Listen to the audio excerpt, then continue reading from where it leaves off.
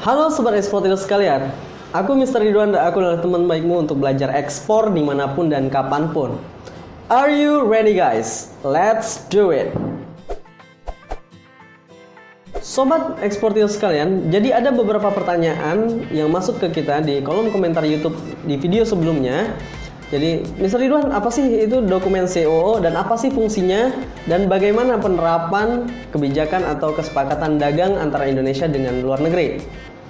Oke, kita bahas satu persatu, teman-teman. Sobat Eksportir sekalian, sebelum kita menelaah tentang COO lebih lanjut, ya, jadi teman-teman harus tahu dulu nih, apa itu COO? Ya, COO itu adalah Certificate of Origin atau yang disebut dengan Sertifikat Keterangan Asal Barang atau SKA. Jadi, dokumen ini sebagai keterangan bahwa barang yang kita ekspor itu berasal dari Indonesia.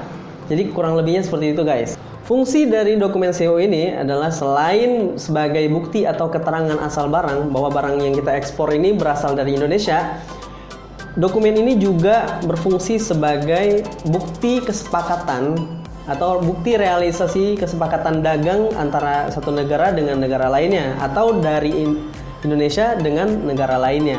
Begitu teman-teman. Nah, pertanyaannya, Mr. Ridwan, apakah semua negara yang ada di dunia ini memiliki free trade agreement dengan Indonesia? Jawabannya enggak semua, teman-teman. Nah, aku kepengen kasih tahu nih ke teman-teman, ada yang namanya preferential tariff dan non-preferential tariff. Nah, apa tuh kira-kira ya? Ada yang tahu? Sobat Eksportir sekalian, ada yang namanya preferential tariff. Nah, preferential tariff ini adalah bentuk kesepakatan perdagangan antara satu negara dengan negara lain. Dalam konteks ini adalah antara Indonesia dengan beberapa negara yang akan aku sebutin di jenis-jenis CO preferential tariff. Oke? Dan non-preferential tariff adalah kebalikannya, yang negara-negara yang tidak memiliki free trade agreement dengan Indonesia. Oke? Nah, Sobat Eksportir sekalian, nah ini aku pengen kasih tahu apa aja sih dokumen COO yang memiliki preferential tarif dengan Indonesia. Yang pertama adalah dokumen Form D. Jadi dokumen Form D ini adalah bentuk kerjasama yang dibuat oleh Indonesia dengan negara ASEAN atau dengan sebaliknya.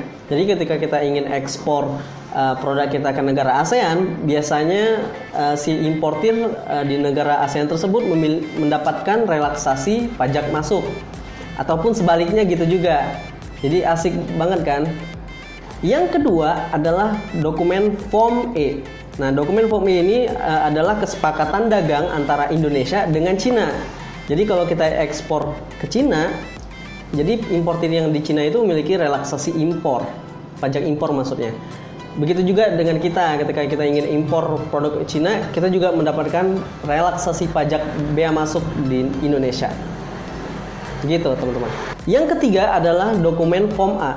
Jadi dokumen Form A ini adalah bentuk kesepakatan antara Indonesia dengan negara Eropa dan Amerika Serikat. Jadi sama seperti sebelumnya, itu memiliki preferential tarif, teman-teman.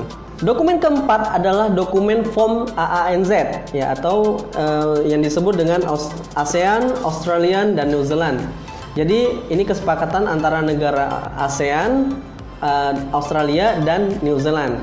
Jadi gitu teman-teman, ketika kita ingin ekspor ke negara New Zealand atau negara Australia, karena kita Indonesia ini masih negara ASEAN, kita mendapatkan preferential tarif atau si buyer yang ada di dua negara tersebut memiliki relaksasi pajak masuk di negara mereka gitu. Jadi gitu lah kurang lebihnya. Sebelum kita melanjut ke nomor yang kelima, aku pengen kasih tahu bahwa khususnya untuk Indonesia dan Australia itu udah memiliki agreement trading yang namanya Form IACPA. Ya, Form Indonesia Australian Comprehensive Economic Partnership and Agreement. Jadi khusus untuk kita ekspor ke Australia, jadi kita bisa mengurus dokumen COO yang namanya IACPA atau ANZ juga masih bisa sih sebenarnya. Seperti itu ya teman-teman. Yang keenam adalah dokumen IJPA. Ya, dokumen IJPA ini adalah kesepakatan dagang, ya, dokumen COO yang kita keluarkan untuk apabila kita ingin ekspor ke Jepang. Seperti itu guys. Yang ketujuh adalah dokumen COO Form AK. Jadi dokumen ini adalah bentuk trade agreement antara Indonesia dengan Korea Selatan. Jadi ketika ingin ekspor ke Korea atau sebaliknya, kita bisa mengurus dokumen COO Form AK. Gitu ya guys. Yang terakhir dari dokumen preferential tarif adalah dokumen Form AI ya. Dokumen COO Form AI ini adalah bentuk kerjasama antara Indonesia dengan India. Jadi kurang lebih sama seperti sebelum-sebelumnya guys. Oke. Nah, pertanyaannya adalah apakah ketika Indonesia tidak memiliki free trade agreement selain negara yang disebutin tadi? Yes, ada. Itu disebut dengan namanya Form COO Form B ya. Jadi dokumen COO Form B ini adalah bentuk dokumen COO yang non preferential tarif, atau kita bisa mengeluarkan dokumen itu ketika kita ekspor ke negara-negara yang tidak memiliki free trade agreement dengan Indonesia. Contohnya seperti Taiwan, Dubai, Mesir, Kuwait dan lain-lain sebagainya. Terus apa fungsinya dokumen non preferential tarif? Dokumen non preferential tarif ini hanya berfungsi sebagai keterangan saja, tidak memberikan efek relaksasi pajak di negara tujuan, teman-teman. Jadi begitu ya, apa bedanya preferential tarif dan non preferential tarif. Nah, itulah beberapa dokumen COO yang preferential tarif dan non preferential tarif. Jika ada yang kelewatan, boleh teman-teman komen di bawah ya. Dan jangan lupa subscribe channel Mr. Eksportir, karena kita ingin memberikan edukasi-edukasi lebih lanjut tentang ekspor supaya kita bisa mencetak para eksportir jago Indonesia. I will see you guys in next video. Bye bye.